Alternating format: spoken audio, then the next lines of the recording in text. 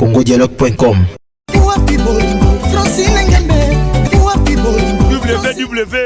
www.congomasolo congosolola.com. Kitoko. Bobby Ronaldinho, le King is back. Bolandara mingi Congo Dialogue Francine Ngembe mission www.congodialogue. Fidèle internaute à Congo Dialogue, bonjour et merci de rester branché sur les antennes de votre chaîne en ligne Congo Dialogue. Congo Dialogue est allé bongo chaîne où il y a Francine Ngembe, cœur de passion, madame, bonjour là où vous êtes. Comme j'ai toujours eu l'habitude de vous dire que Congo Dialogue est allé chaîne où ils ont apporté les informations sûres et précises. Alors, Couleur africaine, une émission qui vous est présentée par moi, Michel-Ange Louma, les noircis de la presse, toujours noir pour vous servir. Alors, les lots toqués dans la musique, les lots toqués dans la politique, les lots toqués s'occupent de la les lots toqués dans Makambo et Taliba Bomo Yabatou. Makambo et Taliba vie spirituelle Yabatou. Parce que c'est de notre devoir de rendre notre spiritualité très fort. Alors, tu es au bout d'un moko yaba maître spirituel. Moko ya batu oyo bazako sunga peuple batu oyo bazako travailler bon na spiritualité et il s'agit là na maître Djibril. Non, c'est pas Imoka s'est présenté. Bonsoir maître. Oui, bonsoir. Alors maître Roko s'est présenté na bande konyo so bazuli baku ya kolanda biso de partout dans le monde entier à travers chaîne Nabiso Congo Dialogue. Ouais, je m'appelle Djibril Kalonjimala. Bao baebi o bata o barota l'émission baebi qui je suis. O pe baebi té, o la première fois ko yebanga. Nde bazara na bayebake bakutani be bakoyoka maloba ya moko ya musali o asali sakabato. Maître spirituel déjà aux maître spirituel yebisa biso na mwa mukuse comment okomi maître spirituel pe tina maître spirituel ezani na kati ya société. Bon, la spiritualité c'est un don d'abord hein. C'est un don pour na mutu. Jamais mutakola mukaka un bon matin boye akoma un homme spirituel. On tobota mara déjà spirituel. Mais ça a payé mutu face à la beffort pour nous comme homme spirituel comme moi. Et c'est le comment c'est inné. Depuis que je suis enfant, so atabo j'ai chance à courtoyer bien que tout na bande konanga au moment que j'étais spirituel, je disais déjà aux gens makambo eko koma ou eko salema. Effectivement bande eko salema, mais au fur et à mesure que je grandissais, dans la bêtise nanga, la classe nanga et au arrivé que non. Et ça que le moïse bendanga, c'est pour cela que na sala ka effort ya ko faire développer ba talent au nazanango et on peut le na chango au service de tout le monde. Alors maître Ebisa Biso, différence les alliés entre maître spirituel na nganga topé marabout. Bon. Différence ya koloba wana ezate parce que bango tout baza au service kaka ya spiritualité. Mais autre une question nga bien. Différence na bango comme parce que nganga c'est dans notre langue lingala. Marabout eza na langue arabique. Nde babengaka bango ba précisément ba musulman nde babengaka bango ba marabout mais bango tout ba osalaka musalamo parce que baza basé na kati ya spiritualité. Ce que y a différence entre marabout na branche nini maître spirituel un peu na branche nini mais bango nyonso bazaka batu moko ba osala eloko moko mais na différents branches mona mutu aza occupé nango. Alors maître nakotu na question parce que bandeko je pense que baza déjà connecté pe bazo lukaba tout na pe ba question eza ebele. Alors to koyede bango to eba déjà tina ya maître spirituel na société misala nini o esengela mi pona maître spirituel asala ezani. Bon, otuni sous question moko malamu. Importance ya maître spirituel na vie ya batu eza pona kosunga batu na ba problème o eza interne na kati ya vie ya mutu. Vedi na kati ya société nous trouvons plusieurs formes de makambo. Mais musala maître spirituel eza pona nini? Pona koluka kosunga mutu wana akoka ko atteindre ba projet ou ba objectif na o ya lingi. Par exemple batu mususu ba monaka makambo mais le col azana maître spirituel na epembenité moi maître spirituel en azala été parce que en bon terme to ba un guide nous sommes comme des guides pour les gens si vous avez un problème na yo tu m'expliques na la question le lingi ni yo ko sala po oko ko longa na difficulté wana important c'est maître spirituel azala ko la suivi ya mutu na molimo na mosunité. Parce que tant que tu as une spiritualité, tu as une invisible na visibilité. Tu as une capacité de sala yango te ngana osala yango bena ko aider na yango pour koka kokokisa o eza ba posana. Eza kindogité. Bon, la sorcellerie c'est une partie de la spiritualité hein. Batunde ba ebité. La spiritualité est basée sur la sorcellerie parce que nous tous nous avons une sorcellerie dans 4 vies na biso to botamaka. On peut exemple simple. bokolo na yaya moko bokolo na me akomla mokolo ozobengi yaya na biso akomandoki eloko nini lekisaka komandoki mwana to question eza tinga mofuna mi répondre elingo lekisaka non eza eloko moko da muta botamaka na yango na kati na ye mais faire développer ka moto soki moto aza bien bonté ou bien yebi eloko te eza partie na ye be partie obscure na ye nde tobengi kindoki kindoki existe bato basalaka bajete kindoki ezali soko osali baje bakolia yo po bato baza na poto bayebi baza na bato mosusu babima deja aza na poto masutuka na badouche na bakishasa après na pokwa pas zongi poto eza nango kindoki existaka. Alors, maître Tozan Bandeko Bazolanda Biso Juvenal Kapata depuis les États-Unis, très puissant, 001. Alors, Bandeko Bazolanda Biso, le roi MC Multiservice, Moussa Christopher depuis les États-Unis également, Shuga Ngombo, maître Shuga Ngombo depuis Texas, Amelia depuis Irlande. Wananyo Suzali Bandeko Bazwaka opportunité de soutenir P à l'émission de couleur africaine de partout dans le monde entier. Alors, maître Nabiki bandeko baza kolanda eza bandeko msusu surtout bandeko alibanda bazo tout na bongo na makambo eza ko déranger bango tel que ba mariage ba problème mabota to bana na likambo etali foyer lelo to moni ba couple belé surtout na libanda kimia ezati bato bazo yokana te. Est-ce que spirituellement eza na ba solution oyo ko apporter bandeko libanda partout ba Holanda biso? Oui, il y a des solutions ko monana solution zape pezali. D'abord, il y a les bosutokolo banondeni. Bamabala musezo sale malelo na monde entier. Ils ont kabona pourquoi tout comme na mabala mo ya ba intérêt. Mutabala na mutu na ba intérêt mo quelconque. Mais ça spiritualité. Mais ceux qui l'ont déjà réunis spirituellement, au moins ils ont libala intérêt. Quel que soit problème comme la bango vague nini, bakoeba kosungama. Au le belo mo ils très capital au tokolo ba mabala comme il le na ba problème belé pourquoi? Parce que bato mingi famille na bango eza na balien balobaneke ya ko balate nde azana asali pe mariage abali na bien bon mais certain moment kabwani mais est-ce que ba lien spirituel na etanga balana ke ba kutana na papa molimo na yo bien na maître spirituel ou bien encadreur ne spirituel est-ce que ipseke ke alandela ki ke non libala wana eza libala ya venir yango lelo zo mona ke bato mususu bazana ba problème ke abalani mais ba ou mérite ba kabana parce que tanga balaki est-ce que azwaki terre au sala nanu kir d'âme ni na mobali wana. Est-ce que ba solo la ba lobaki ba vérité moko intérieure est-ce que ba lobana ki ba makambo ya bo spiritualité na bango est-ce que spiritualité na bango za ini parce que ceux qui n'ont na musuni to kangami mais na molimo to kangami te c'est que c'est bien beau à ndeni parce que ceux qui to kangami na molimo te bien na spiritualité te automatiquement mariage nyonso yo sala e za na ngo 20 et za na ngo na importance mo te. Alors maître yo personnellement spécialité nous ani na spiritualité c'est-à-dire musala ni oyo pena au sala ka makasi peut trouver la solution facilement.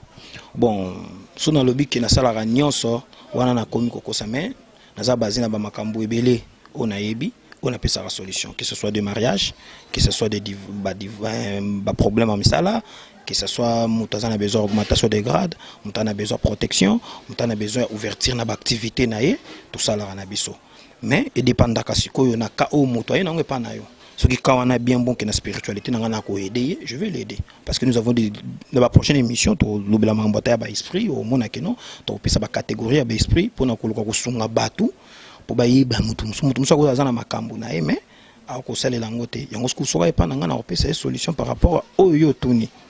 Alors il y a un de Holanda biso de partout. Déjà en France, nous avons un maître Junior KMB, également en Italie, nous avons Elliot Woni à Loquette depuis Italie. Maître Bassi Ebele Bali Banda, Azuli Bala bien, Azul Maramba bien, mais Azobo Tati. Maître Djibril, Abiso Abotisaka. Mais n'est parce qu'il y a même des questions qui se posent. Moutazana Poto, on dit que Yosan Kinoro, c'est LP Makambo. Oui, c'est bien parce que bakute na bato ebele pe ba osala makambo yo eza réalité te parce que na makambo yo bato ya réalité bazali na bato ya irréalité bazali. Kobotisa moto eza problème te parce que nyonso eza basé na astrologie ya bonzambe. Nzambe cha moto nyonso eza fait consomme. Bozo utiliser c'est-à-dire la spiritualité bozo utiliser nzambe to satana. Bon, autour question mo eza bien. Wana sko ekomi makambo ya kati. Parce que ce que lingo yeba muzindo ya ebale c'est qu'il faut que cha musapi ko zindo kota. Bon, c'est bien dit. Nous sommes des hommes spirituels. La spiritualité nzambe ndem ta sa spiritualité. Ko utiliser ba force occulte, na ba force ya bonzambe zo dépendre na connaissance au mutazana ngo vis-à-vis na makambo wana. Surtout rejeter bien la question na yo, et c'est que pourquoi batu azobota ta ko bota. Oui, c'est normal. ya na zomisa ko na biso na astrologie normalement nzamba chi mutu nyonso akokobota mais soki mutu akomi kobota te kozala na ba anomalie muso akutene na vie et kozala azana lié na problème spirituel na famille na bango bakanga mabota na ye muso akozala ke atambolaki mabe na kibo jeunesse na ye abebisaki pe ba matrice mais tant biso toyebi na kata spiritualité nous avons des esprits to kotinde na kati ya mutu to mutu akokobongisa yango parce que même soki na médecine to ba grand docteur ba yebi so ke il y a des cas au bango bakokosala te ezonga kai pa na biso les gens ba docteur ebele to kotanga ba kombo na bango te mais akobengo pe a expliquer mettre ta na kamoko bon hôpital na boy bon problème ezate otindi ba kombo otindi identité na yo totalité docteur sala ngo boy sala boy na moi mayelo to yebi to bakisina oyaye solution zwami. Alors maître bandeko bazolanda biso baza peut-être pe na posa koyeba ya bandeko msupa kim pour tout boye bandeko ba libanda tout comme ana Kinshasa azwa musala ou soit atangi classe asisi mais musala ezwa marate. Ce qui a pas peut-être maître spirituel ba bengi onke uti ko simba kisi eza bongo to person de quoi un problème avec okutana ba beza kisi. Oui, c'est normal ba lo ba bongo parce que c'est l'identité au biso tozana ngona miso bato mais bato ba yebi ba oyebi sayo ke eza bongo te c'est que lelo bato ba kindara ba kota na ba science occulte bato baza kuna ba yebi makamba sala ka kuna mais biso bato tema tozaka libana ndi to courto ya rango te to yeba rango te mais tango to komaka kuna na kati nde to koyeba ke note likambo to usala kambo to usala be likambo eza nango ndeza yango wana. Alors maître ebisa biso bandeko baleli libanda bino ba maître surtout bino batozana Kinshasa escroquerie eleki trop ndeko rotinda mbongo boso ele musala ekomi ba raison kili pa yonga iboyonga iboy est-ce que musala ngo il faut que le kuta parce que muto asala msana malama okosate. Pourquoi est-ce qu'il y a dans le domaine spirituel? Bon, c'est normal parce que dans le Congo il y a trop de pauvres. Il y a trop de pauvres. Il y a des pauvres vraiment. Il y a des pauvres. Moi nous sommes dans la pauvreté, alors on toujours à s'enrichir dans sima baninga. Mais le ko yo tuni est très capital. Soki na ko répondre en une courte réponse c'est ça que faut que tangana muto lingi yo pe lingo salisa yo.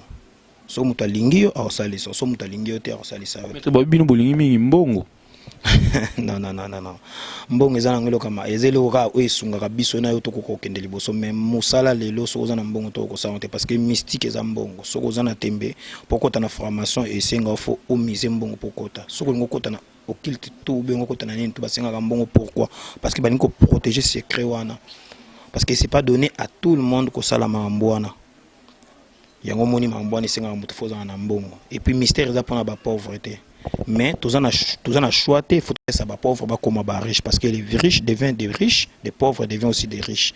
Ba riche pe ba koma ba pauvre et likolo baté que lokola magie be mystère eza ka pona bato ya mbongo eza ka pona bango non c'est donné à tout le monde oyo azana capacité na mais ezande ki okutana na mutu wa yibi musala wana alingi yo pe makila na bino tutani asayeli yo musala kaka boye eza moi passe parce que yoza musika et puis ministère mususu senga ka ke non so mutu ayebisi yo o respecter ba loi métaphysique ba loi spirituelle tu dois les respecter pour réussir na makambo ozoluka.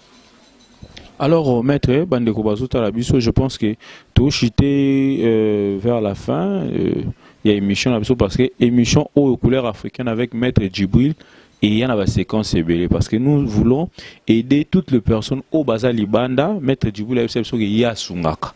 Il y a un biso na cadre toujours à apporter information toi qui mon maître Djibril. Ce n'est qu'une première partie et nous aurons également une deuxième, une troisième et pourquoi pas tina banani maître bandeko baza kolanda yo na monde entier na habité ero bakutani po balando siko mais quand même to pesi bon beauté. Expliquez bandeko normalement kanyoso c'est-à-dire mariage, comment trouver la solution, célibat comment dirais-je encore kobota musala et qu'on soit problème oyo za na capacité à kosunga pe par quel moyen ba problème na bangwana et ko trouver solution et pas na yo.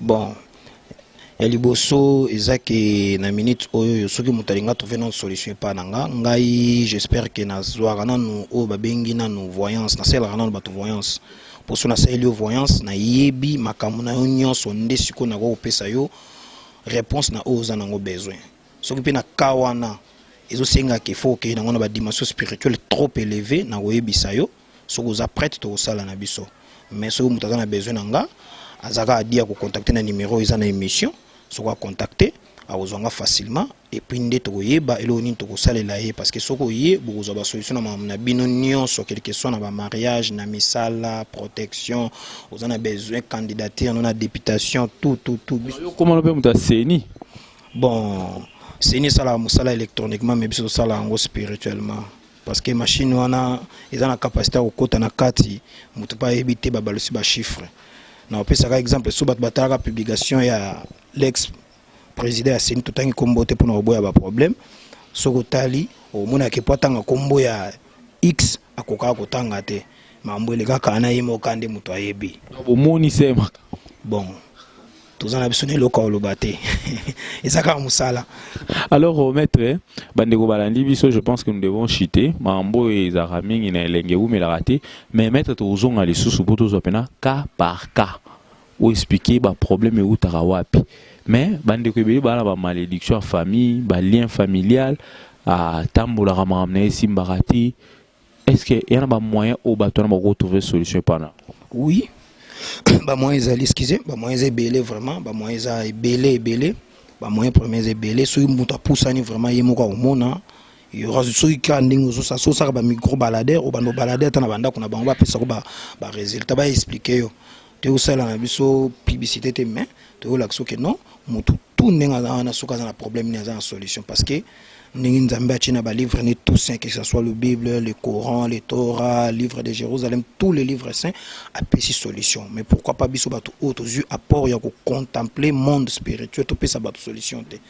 Il suffit de respecter o ngai na ko senga na yo be o ngana ko loba. Soko respecter yango okozwa oza nango besoin. Poza bato mususu balingaka makambo ya malembe te balingaka makambo ya mbangu makambo wana ezali ezo dépendre kaka na yo ndenge okosolola nanga na opesa solution bato to bana ba problème bongo familial soza na problème yaka biso to ko trouver solution pour na likambo wana eza na ngoloko ya munene te eza na likambo keto ibake malade wani uti wapi ozwi kisi na yo ozwi pratique na yo aux méditation na yo aux makamno nyonso yo mo so banika ko respecter yango avec le temps au monde que non ba fardeau to ani otikala rien n'est impossible dans la spiritualité tout est possible. Alors bandeko bozolanda biso vraiment merci madame Francine Ngembe toujours nous sommes prêts à aller partout pour faire découvrir au monde entier bah merveille to excusez-moi bongo bon na tout est maître spiritualité quoi maître ngapi na likamnote so to yena biso justement pour na ko faire découvrir parce qu'il y a bandeko ba tuna biso ba question parce que dernièrement dans sa émission na Muchiribara il y avait beaucoup de gens habité oui Muchiribara. Bon je le connais en tant que musicien wana na habité ceux qui bino boya magana émission en tant que qui mais ba to ba bi on doza maître na yo mto format spirituel. Bon toko kozala encadrer ya moto soka zu déjà basé la ko pombo na ya sala vie na mais ceux qui respecter ba principe spiritualité c'est ça ba conséquence ya kan sima indirectement mutu ba respecter ba principe spiritualité ngo bengana bon na bolo ba bongo te parce que na boyi koluka comme bolo ba polémique quoi mais à sala vie na c'est un grand garçon a ebi déjà zoluka lobi pe au koma moto mais à respecter ndé ba principe ya ko kisaka ba norme ya misala ya bato ndé ozala bien bon. Merci beaucoup, fidèles internautes, vous tous qui avez eu cette opportunité de nous suivre à travers cette émission Couleur africaine. Une émission qui vous apporte des informations dans tous les secteurs. Merci également à Jérémy Ndonga qui a été derrière la caméra. Si vous voyez ces images très belles, c'est parce qu'il y a un certain Jérémy Ndonga là, l'œil magique. Veut dire confiance paix. Madame Francine Ngembe Jérémy Ndonga là, l'œil magique quoi. Merci beaucoup. Alors nous chitons déjà maître Naibité sur un message mot particulier pour ce premier numéro par rapport à bandeko tout au bakozali bakou ya kota la biso au pe basana ba problème au peut-être au c'est bon message d'espoir ba croire encore parce que yoza. Bon ya liboso na golo bezaka ke batu nyonso wana au basana ba problème tout genre de personnes basana ba problème na bango ba ke non solution de c'est mon année. Ata ya mingi te me ya muke et monana parce que otoyebi photo chango na portée de tout le monde et puis iloko na ko lobaka ke bozo temps ya kolandaka mingi be émission na biso ata ko zo temps ya ko contempler biso te ko kutana biso te metango bandola na émission na biso na ba conseil spirituel na biso ou ko trouver pe solution na vie na yo parce que zaka dité soko evernga ndozi solution te msusu ya koyoka ya ko ndizo pratique o be malobana nga ko chango na pratique ou ko zo pe solution parce que c'est le pouvoir. Merci beaucoup et je pense que c'était les derniers mots. Il y a Maître Djibril Oyo Ayambaki Biso après ce temps il y a dévoilé bongo o ezali capacité topé puissance o nzamba apprécié pour na ko aider bateau. Alors je dirais un grand merci à la grande équipe qui travaille de manière à ce que ces émissions soient mises en ligne. Là je vois l'ingénieur Fils Nzabi, également à Mr King, hein? Mr King voilà, tout comme ça, également à moi Michel-Ange Lolouma, les noircis de la presse, Jérémy Dongal était derrière la caméra. Et j'ai dit un grand merci à tous mes partenaires. Juvenal Kapat à 001 puissance en dollars. Shugangombo de Texas, maître Eyo. Shugangombo. Shugangombo. Également à Moussa Christopher, MC Multiservice, Nzela Poto, Nzela États-Unis, Poleli. Eli Wonyaloketo depuis Italie, maître Junior KMB. Tété Kazama, Rabi de Bruxelles, super mec. Également à vous tous qui a été, disons, également à vous tous qui étaient branchés. Je pense que cette émission couleur africaine viendra une fois de plus. Torobandagwa, cette émission à mettre à chaque fois. Tolobelaka cas par cas, Torozoem sous mariage, Tolobeli mariage, pourquoi Bandego Bazo Balati. Mettre après sa biso, assigérer biso, Mamambo, bloquer Moutouna mariage. Et qu'est-ce qu'il faut faire normalement pour atteindre l'objectif à mariage? Tolobela chômage, Tolobela malédiction, Tolobela donc, Tolobela n'a pas si ou ils ont dérangé Bandeko de partout, Kenda, qu'on a poto Zorano Mukandate. Alors, Tokuta va mettre parce que mettre biso, il y a ça dans ma camp. Biso, Tosalango, Tolukae, Aoloba. Mais c'est à vous maintenant. Yako Yoka, puis Yako Jigé. Alors restez bien chez vous. Merci à vous, Madame Francine Gembe. Et merci pour cette marque de confiance. Ciao.